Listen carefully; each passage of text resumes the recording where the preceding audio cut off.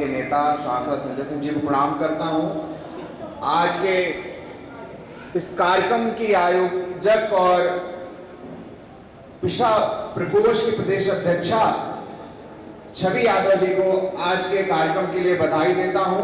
विनय जी जो इस प्रकोष्ठ के महासचिव हैं और उन तमाम साथियों को जो लगातार आज के कार्यक्रम के लिए साथियों से संपर्क कर रहे थे, लोगों से बात कर रहे थे और इस कार्यक्रम के माध्यम से पिछड़ा प्रकोष्ठ की आवाज को बुलंद करने का काम कर रहे थे, उन सभी साथियों को साधुवाद करता हूं, धन्यवाद करता हूं। साथियों, उत्तर प्रदेश की राजनीति का जो एक सच है, उस सच को कोई भी राजनीतिक दल नकार नहीं सकता।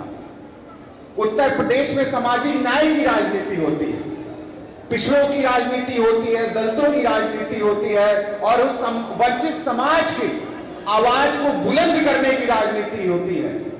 लेकिन दुर्भाग्य है, धर्म की राजनीति का चश्मा जिस तरीके से वर्तमान की सत्ता में बैठे नेताओं ने पहना दिया है, उसके बाद पिछड़ा वर्ग की समस्याओं को, वंचितों के साथ हो रहे भेदभाव को ये सत्ता पक्ष उठाने के लिए राजी नहीं।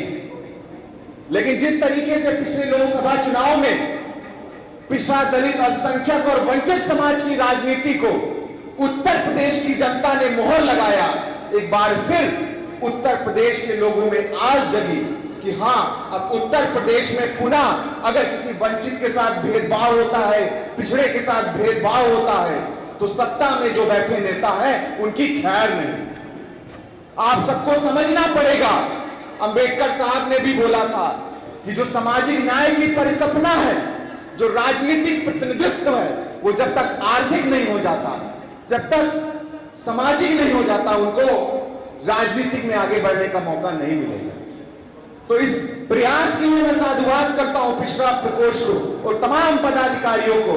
लेकिन एक बात आपको समझना पड़ेगा, इस समाज में तमाम बहरूपिये हैं जो पिछड़ा वर्ग का पटका तो पहनते हैं, पिछड़े दलित समाज की बात तो करते हैं, वंचित समाज की बात तो करते हैं, लेकिन आपको ठगने का काम करते हैं, आपकी वो आवाज नहीं उठाते और केवल अपने परिवार के लिए विधायकी का टिकट, अपने परिवार के लिए सांसदी का टिकट, अपने परिवार के लिए मंत्री का पद लेने का काम करते हैं। और जब बात आती है आपके लिए आवाज बुलंद करनी है, तो वो अपने घरों में छुप जाते हैं और आदेश का इंतजार करते हैं कि दिल्ली से भाजपा के बड़े बड़े नेताओं ने क्या आदेश दिया है, चाहे वो पिछड़ा विरोधी ही क्यों ना हो, चाहे वो दलित विरोधी क्यों ना हो, वंचित समाज के खिलाफ ही क्यों ना हो।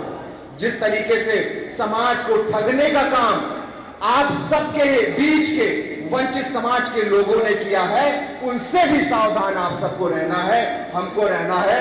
ये कार्यक्रम आप में आए, आप लोग को बहुत बहुत बधाई। अब मैं निवेदन करूंगा, इस मुहिम को आगे ले जाना है और वंचितों को, शोषितों को एक राजनीतिक प्रतिनिधित्व के रूप में मजबूत करना है। बहुत बहुत धन्यवाद, बहुत बहुत शुक्रिया। इंकलाब जिंदाबाद। जय